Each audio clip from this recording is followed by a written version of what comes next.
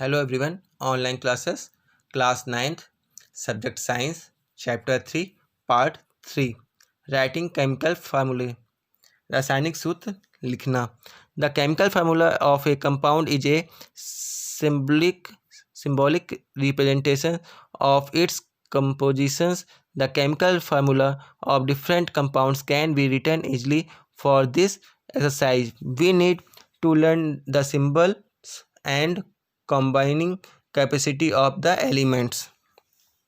किसी यौगिक का रासायनिक सूत्र उसके संगठक का प्रतीकात्मक निरूपण होता है जो भिन्न भिन्न यौगिकों के रासायनिक सूत्र सरलतापूर्वक लिखे जा सकते हैं. इस अभ्यास के लिए हम तत्वों के प्रतीकों को एवं उनकी संयोजन क्षमताओं को ज्ञात होनी चाहिए. The combining power for or capacity of an element is now as its valency. Valency can be used to find out how the atoms of an element will combine with the atoms of another element to form a chemical compound. The valency of the atom of an element can be thought of as ends or arms of that atoms. किसी तत्व के संयोजन शक्ति अथवा क्षमता उसकी तत्व की संयोजकता कहलाती है. किसी एक तत्व के परमाणु दूसरे तत्व के परमाणुओं के साथ किसी प्रकार के संयुक्त होकर एक रासायनिक यौगिक का निर्माण करते हैं. इसको ज्ञात करने के लिए संयोजकता का उपयोग करते हैं. किसी तत्व के परमाणु की संयोजकता को उसके हाथ अथवा भुजा के रूप में विचार किया जा सकता है. Human beings have 2 arms and an octopus has 8. If one octopus has a catch hold of a few people in such a manner that all the 8 arms of the octopus and both arms of all the humans are locked, how many humans do you think the octopus can hold? Represent the octopus with O and humans with H. Can you write a formula for this combination? Do you get OH4 as the formula? The subscript 4 indicates the number of humans held by the octopus. The balances of some common ions are given in table 3.6. We will learn more about balancing in the next chapter. अब मानव की 2 भुजाएं तथा octopus की 8 भुजाएं होती हैं. Octopus की एक भुजा मानव की केवल एक भुजा पकड़ सकती है. यदि एक ऑक्टोपस को कुछ मानव को इस प्रकार से पकड़ना है कि उसकी 8 भुजाएं मानव की दोनों भुजाओं के साथ प्रयुक्त हो जाएं, तो आपके विचार में ऑक्टोपस कुल कितने मानवों को पकड़ सकता है. अब ऑक्टोपस को O तथा मानव को H के से निरूपित कीजिए. क्या आप इस संयोजन के लिए सूत्र लिख सकते हैं? क्या आप OH4 को सूत्र के रूप में प्राप्त करेंगे? पदांक 4 ऑक्टोपस द्वारा पकड़े गए मानव की संख्या को प्रदर्शित करता है, जो टेबल 3.6 में कुछ सरल एवं बहुपरमाणु आयनों की संयोजकता दी गई है. संयोजकता के बारे में हम और अधिक जानकारी अगले चैप्टर में पढ़ेंगे. The rules that you have to follow while writing a chemical formula are as follow. अब हम रासायनिक सूत्र लिखते समय आपको निम्न नियमों का पालन करना चाहिए. The balances of changes on the ion must balance. Ion की संयोजकता अथवा आवेश संतुलित होना चाहिए. When a compound constant of a metal and a non-metal, the name of symbols of the metal is written first. For example, calcium oxide, sodium chloride, iron sulfide, copper oxide, etc. Where oxygen, chlorine, sulfur and are non-metals are written on the right, whereas calcium, sodium, iron and copper are metals and are written on the left. जब एक यौगिक किसी धातु या धातु के संयोग से निर्मित होता है तो धातु के नाम अथवा उसके प्रतीक का रासायनिक सूत्र से पहले लिखते हैं. उदाहरण में calcium oxide, sodium chloride, iron sulphide, copper oxide इत्यादि, जहाँ पर ऑक्सीजन, क्लोरीन, सल्फर धातुएं हैं तथा उन्हें दाईं तरफ लिखते हैं, जबकि कैल्शियम, सोडियम, आयरन एवं कॉपर धातु है तथा इन्हें बाईं तरफ लिखते हैं। In compounds formed with polyatomic ions, the ion in enclosed in a bracket before write the number of indicate the ratio in case the number of polyatomic ions is 1, the bracket is not required. For example, NOH। आप बहुपरमाणुक आयनों द्वारा निर्मित यौगिकों में आयनों की संख्या दर्शाने के लिए आयन को कोष्ठक में लिखकर आयनों की संख्या कोष्ठक के बाहर लिखते हैं। यदि बहुपरमाणुक आयन की संख्या 1 हो तो कोष्ठक की आवश्यकता नहीं होती। उदाहरण के लिए NaOH। फार्मूले ऑफ सिंपल कंपाउंड्स, सरल यौगिकों के सूत्र।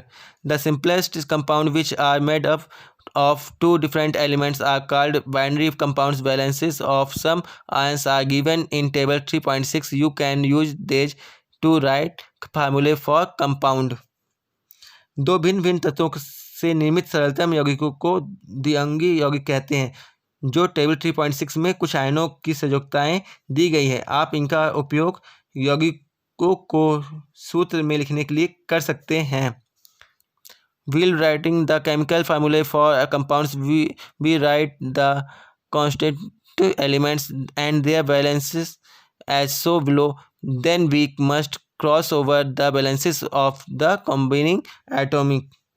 आणविक यौगिकों के रासायनिक सूत्र लिखते समय हम पहले संगठक तत्वों के प्रतीक लिखकर उनकी संयोजकताएं लिखते हैं, जैसा कि निम्न उदाहरणों में दर्शाया गया है। तत्पश्चात संयोजित परमाणुओं की संयोजकताओं को क्रॉस कर अणुसूत्र लिखते हैं। एग्जाम्पल्स है hydrogen, formula of hydrogen chloride. Hydrogen chloride का सूत्र सिंबल्स ये है, वैलेंसी ये। Formula of the compound would be HCl। अतः हाइड्रोजन क्लोराइड का रासायनिक सूत्र HCl है। इसी तरह आपको फार्मूले दिए गए हैं। Formula of hydrogen sulphide, symbols valency formula H2S। Formula of carbon tetrachloride. For manganese chloride we write the symbol of content magnesium 2+ first followed by the symbol of iron, then their charges are crisscrossed to get the formula. Magnesium chloride का सूत्र ज्ञात करने के लिए पहले हमें धनायन का संकेत लिखते हैं, इसके पश्चात ऋणायन क्लोराइड लिखते हैं, तत्पश्चात इसके अवयवों को आड़ा तिरछा करके हम सूत्र प्राप्त करते हैं। Magnesium chloride, formula of magnesium chloride, symbols formula MgCl2 magnesium chloride का। Thus in magnesium chloride there are 2 chloride ions Cl for each magnesium ion.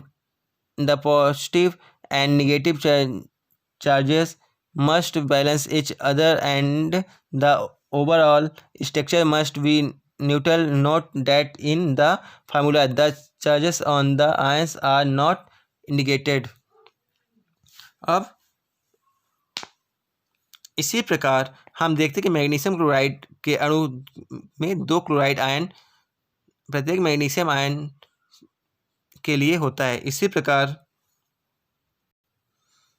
इसी प्रकार के आयनिक यौगिकों में धनात्मक तथा ऋणात्मक आवेशों को संतुलन होना चाहिए तथा संपूर्ण संरचना उदासीन होनी चाहिए। ध्यान देने योग्य बात यह है कि इस प्रकार के सूत्रों में आयनों के आवेशों को नहीं दर्शाया जाता है। Formula for aluminium oxide, formula of calcium oxide. Here the balances of the two elements are the same. You might arrive at the formula Ca2O2, but we simplified the formula as CaO। इस प्रकार यहाँ पर दोनों तत्वों की संयोजकताएं समान हैं, अतः इसका सूत्र CO2O2 प्राप्त होगा, किंतु हम इस सूत्र को CO के रूप में सरलीकृत करते हैं। Formula of sodium nitrate, formula of calcium hydroxide. Note that the formula of calcium hydroxide is CaOH2 and not CaOH2.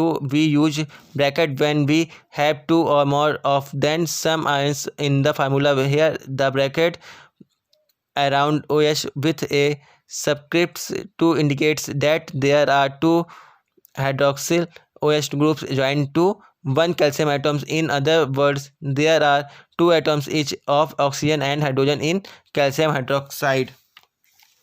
अब ध्यान देने बात यह है कि कैल्शियम हाइड्रोक्साइड का सूत्र CaOH2 है, ना कि CaOH2।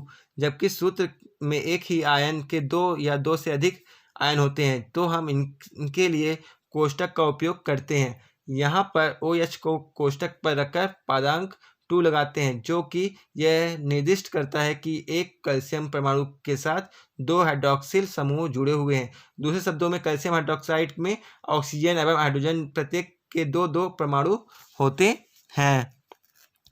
Formula of sodium carbonate. In the above example brackets are not needed if there is only one ion present. Formula of ammonium sulfate. Molecular mass and mole concept.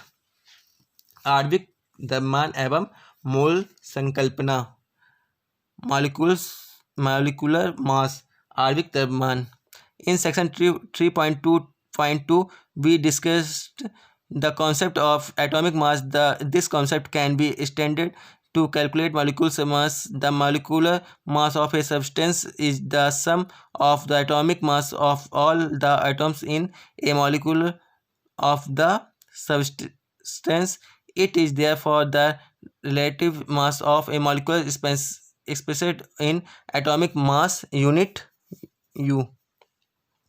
अब हम परमाणु द्रव्यमान की अवधारणा की विवेचना कर चुके हैं। इस अवधारणा के विस्तार आणविक द्रव्यमानों की परिकल्पना करने के लिए किया जा सकता है। किसी पदार्थ को आणविक द्रव्यमान उसके सभी संगठक परमाणु के द्रव्यमानों के योग होता है। इसी प्रकार एक अणु का यह सापेक्ष द्रव्यमान है जिसे परमाणु द्रव्यमान इकाई U द्वारा व्यक्त किया जाता है। Formula unit mass. सूत्र इकाई द्रव्यमान। The formula unit mass of a substance is a sum of the atomic mass of all atoms in a formula unit of a compound. Formula unit mass is calculated in the same manner as we calculate the molecule mass. The only difference is that we use the word formula unit for those substances whose constant particles are ion. For example, sodium chloride, as discussed above, has a formula unit NaCl. Its formula unit mass can be calculated as। अब किसी पदार्थ का सूत्र इकाई द्रव्यमान उसके सभी संगठक परमाणु द्रव्यमानों का योग होता है। सूत्र द्रव्यमान का परिकलन इसी प्रकार से करते हैं जिस प्रकार से हमने आणविक द्रव्यमान का परिकलन किया है। अंतर केवल इतना होता है कि यहाँ पर हम उस पदार्थ के लिए सूत्र इकाई का उपयोग करते हैं जिसे के संगठक आयन होते हैं। उदाहरण सोडियम क्लोराइड जो NaCl, इसके इकाई सूत्र का द्रव्यमान की परिकल्पना इस प्रकार से करते हैं। मोल कॉन्सेप्ट। मोल संकल्पना। Take an example of the reaction of hydrogen and oxygen to form water. The above reaction indicates that.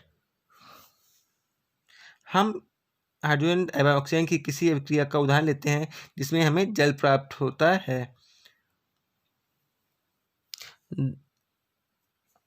उपरोक्त अभिक्रिया यह निर्दिष्ट करती है कि two molecules of hydrogen combine with one molecules of oxygen to form two molecules of water, और hydrogen के दो अणु ऑक्सीजन के एक अणु के साथ अभिक्रिया करके जल के दो अणु निर्मित करते हैं। अथवा 4 mu of hydrogen molecules combined with 32 mu of oxygen molecules to form 36 mu of water molecules. Hydrogen अणु के 4 mu ऑक्सीजन अणु के 32 म्यू के साथ सहयोग करके 36 म्यू जल अणु निर्मित करते हैं। We can infer from the above equations that the quantity of a substance can be characterized by its mass of or the number of molecules. What a chemical reaction education indicates directly the number of atoms or molecules taking part in the reaction. Therefore, it is more convenient to refer to the quantity of a substance in terms of the number of its molecules or atoms rather than their masses. So, a new unit moles was introduced. 1 moles of any species atoms,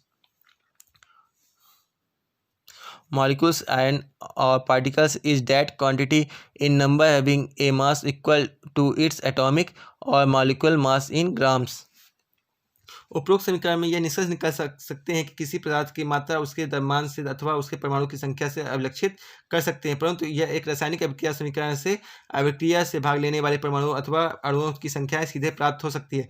इसलिए पदार्थों की मात्राओं का ज्ञान उनके द्रव्यमान के आधार की अपेक्षा उनके अणुओं अथवा परमाणुओं की संख्या के आधार पर प्राप्त करना अधिक सुविधाजनक होता है। अतः एक नई इकाई मोल प्रस्तावित की गई है जो किसी स्पीशीज परमाणु के अणु, आयन और कण के एक मोल की मात्राओं की वह संख्या जो ग्राम में उसके परमाणु अथवा आणविक द्रव्यमान के बराबर होती है।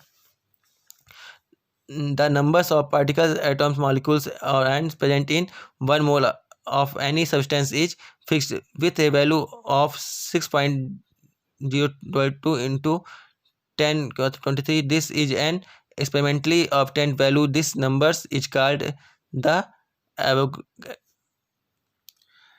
Avogadro constant or Avogadro numbers, represented by an named in honor of the Italian scientist Amedeo Avogadro. अब किसी पदार्थ का एक मोल के कणों, परमाणु, अणु अथवा आयन की संख्या निश्चित होती है जिसका मान 6.022 इंटू 10 का तो होता है। यह मान प्रायोगिक विधि से प्राप्त किया गया है। इसको अवग्रेदो स्थिरांक अथवा अवग्रोदो संख्या कहते हैं जिसको n से निरूपित करते हैं। यह नाम इतालवी वैज्ञानिक एमडियो अवग्रोदो के सम्मान में रखा गया है। अब besides being related to a number or a mole has one more advantage over a dozen or a gross. This advantage is that mass of a 1 mole of a particular substance is also fixed. यद्यपि मोल एक संख्या से संबंधित है, परंतु दर्जन या gross की तुलना में इसका एक और लाभ होता है। वह यह है कि किसी विशिष्ट पदार्थ के एक मोल में द्रव्यमान निश्चित होता है। The mass of 1 mole of the substance is equal to its relative atomic or molecular mass in grams. The atomic mass of an element gives us the mass of 1 atoms of that element in atomic mass units. To get the mass of 1 mole of atoms of that element, that is molar mass, we have to take the same numerical value but change the units from U to G. Molar mass of atoms is also known as gram atomic mass. For example, atomic mass of hydrogen is equal to 1 unit, so gram atomic mass of hydrogen is equal to 1 gram. अब हम देखते हैं किसी पदार्थ के एक मोल का द्रव्यमान उसके सापेक्ष परमाणु के एवं अणु द्रव्यमान ग्राम के बराबर होता है। किसी तत्व के परमाणु द्रव्यमान उस तत्व के द्रव्यमान को परमाणु द्रव्यमान इकाई में प्रदान करता है। किसी तत्व के परमाणुओं के एक मोल का द्रव्यमान जिसको मोलर द्रव्यमान कहते हैं, हमें उसी संख्यात्मक मान को लेना पड़ेगा, परंतु इकाई को यू से और जी से परिवर्तित करना होगा। परमाणुओं के मोलर द्रव्यमान को ग्राम परमाणु द्रव्यमान भी कहते हैं। उदाहरणार्थ, हाइड्रोजन परमाणु का द्रव्यमान 1 म्यू होता है, अतः हाइड्रोजन के ग्राम परमाणु द्रव्यमान 1 ग्राम होगा। To find the gram molecular mass or molar mass of a molecule, we keep the numerical value the same as the molecular mass, but simply change units as above from unit to gram. For example, as we have already calculated, molecular mass of water H2O is 18 unit. From here we understand that किसी अणु के ग्राम अणु द्रव्यमान अथवा molar द्रव्यमान को प्राप्त करने के लिए हमें उसका संख्यात्मक मान जो उसके अणु द्रव्यमान के बराबर होता है को उपरोक्त की तरह रखते हैं, परंतु हमें इकाई को U से और G से परिवर्तित करना होगा। 18 unit water has only one molecule of water. 18 G gram water has one mole molecules of water, that is 6.022 into 10 3 molecules of water. Chemists need the numbers of atoms and molecules while carrying out reaction, and for this they need to relate the mass in grams to the number. It is done as follow: 1 mole is equal to 6.022 into 1023 numbers relative mass in grams. Thus a mole is the chemist's counting unit. अब रसायनों के अभिक्रियाओं को संपन्न कराने के लिए परमाणु एवं अणुओं की संख्याओं की आवश्यकता होती है। इसके लिए उन्हें द्रव्यमानों को ग्रामों में संख्याओं के साथ संबंधित करना पड़ता है। इसको निम्न प्रकार से करते हैं: 1 मोल इक्वल टू 6.022 इंटू 10⁻23 ग्राम सापेक्ष द्रव्यमान। अतः रसायनों की प्रकलन की इकाई मोल हुई है। सन The word mole was introduced around 1896 by Wilhelm Ostwald, who derived the term from the Latin word moles, meaning a heap or pile. A substance might be considered as a heap of atoms or molecules. The unit mole was accepted in 1967 to provide a simple way of reporting a large numbers the massive heap of atoms and molecules in a simple. अब सन 1896 में Wilhelm ऑस्टवाल्ड ने मोल शब्द प्रस्तावित किया था, जो एक Latin शब्द मोल्स से व्युत्पन्न होता है, जिसका अर्थ होता है ढेर। किसी पदार्थ को परमाणु अथवा अणुओं के ढेर के रूप में विचार किया जा सकता है। सन 1967 में मोल इकाई स्वीकार कर ली गई, जो परमाणु के अणुओं की बृहद संख्या को निरूपित करने के लिए सरलतम उपाय थे। Thank you.